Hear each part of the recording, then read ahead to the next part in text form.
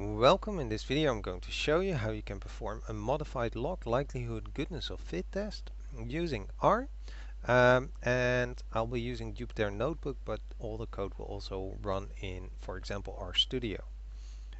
This video will focus on how to perform the test, not so much if you should be performing it, and also not so much on reading all of the output. The R version that I'm currently using is 4.3, and I only have the basic packages installed that come usually shipped with R. Now, in a separate video I actually show you how this can be done with my own library, but in this video I'll focus on how to do it without any libraries. With my own library you can actually just simply use one function that will actually do all of it, but as mentioned earlier, in this video I won't be using that. I will be needing an example data, so I'll load in the general social survey data from 2012, adjusted for example purposes. I don't need all the data, I only need one nominal field. So I'm selecting the MAR1, which is actually the marital field. And to give you a quick impression, a quick frequency table shows that, for example, 395 people indicated never to be married. Now, there is another library besides my own, of course, that can do this somewhat. It's the MSC Quartets. Once you've installed that, you can load it. It will give me a few warnings, but it's okay.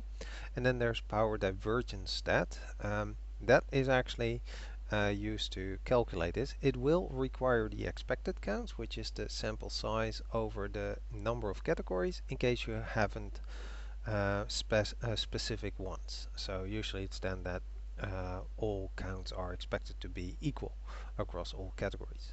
So I'll quickly get the total sample size by using sum, the number of categories with length, and then the expected count is simply going to be, in this case, 388.2 for all 5 categories.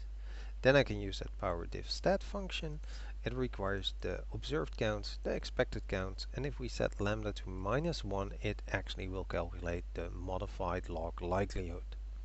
The degrees of freedom is the number of categories -1, so we can simply calculate that, and then you can use the p chi-square to get the so-called significance level, or the p-value, and in this case that's 4.513 divided by 10 to the power of 273, so extremely low.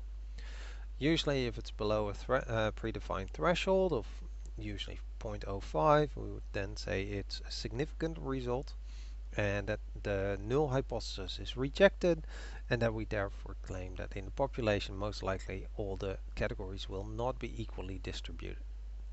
You can also do all of this without any library, so we'll simply again define the number of categories and the sample size. The expected count, as we saw earlier, is done like this, and then we simply fill out this scary looking formula, which is 2 times, so that's 2 times. The weird looking e is actually the summation sign, so the sum of the expected counts multiplied by the natural logarithm, so we can use log for that, of the expected counts divided by the observed counts, so that's this. So that already gives us that chi-square value. Then the degrees of freedom is again the number of categories -1, and then we use the p chi-square again from our stats library, and that should give us the same result as earlier. We can also apply some corrections, for example Pearson and Williams. Pearson says to take the sample size -1 over the sample size and multiply the original chi-square with that. Williams says no, we do this complicated one, which k is number of categories squared -1 over 6 times the sample size times the degrees of freedom plus 1. And then we actually divide the original chi-square value by that. So that gives us slightly different chi-square values, and in this case even actually the same, because it's all in the roundings. For the Yates correction, we adjust the observed counts by subtracting a half if the observed count is bigger than the expected. If it's less than, we add a half, and otherwise we just keep it the same. Alright, and that's all there was to it. I hope this video was helpful, and thank you for watching.